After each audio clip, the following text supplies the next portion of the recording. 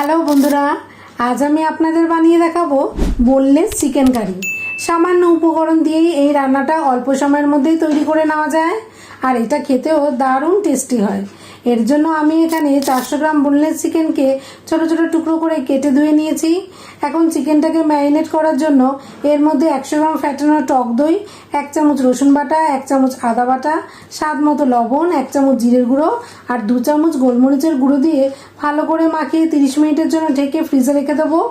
এবার এই রান্নাটা করার জন্য আমি একটা মশলা তৈরি করে নিচ্ছি, আর তার জন্য 10 থেকে 12টা কাজু বাদাম আর 1 কাপ রুম টেম্পারেচারে রাখা দুধ দিয়ে একটা মিহি পেস্ট তৈরি করে নেব। এবার চলে যাব রান্নায়। এরপর কড়াই দিয়ে দিচ্ছি পরিমাণ মতো সাদা তেল। তেল গরম হলে দুটো মিডিয়াম সাইজের কুচি করে নেওয়া পেঁয়াজ আমি এর মধ্যে দিয়ে দিচ্ছি।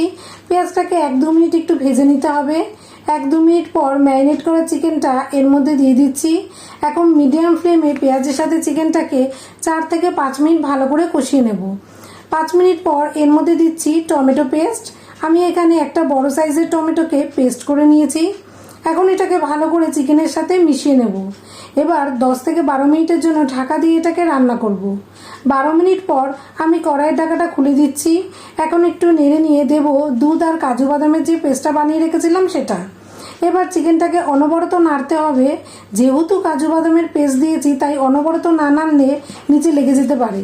এবার মিক্সি ধোয়া জলটা আমি এর মধ্যে অ্যাড করে দেবো। এখন কিছুক্ষণ এটাকে নেড়ে চেড়ে এর মধ্যে দিয়ে দেবো 1 চামচ চিনি। চিনিটা এখানে অবশ্যই দিতে হবে, কারণ আমি এখানে টক দই আর টমেটো দুটোই ব্যবহার করেছি। এবার দেবো সামান্য কাসুরি মেথি, 1 চামচ গরম মশলার গুঁড়ো আর আবারও একবার গোলমরিচের গুঁড়ো। গোলমরিচের গুঁড়োটা দিচ্ছি তার কারণ আমি এখানে ঝালের জন্য কোনো রকম লঙ্কা ব্যবহার করিনি। এরপর 2-3 মিনিটের জন্য আবারও এটাকে ঢাকা দিয়ে রান্না করব। আর সবশেষে ঢাকা খুলে 3 চামচের মতো ফ্রেশ ক্রিম দিয়ে একটু নেড়ে চেড়ে নিলেই তৈরি হয়ে যাবে আমার টেস্টি বোনলেস চিকেন কারি রেসিপিটি।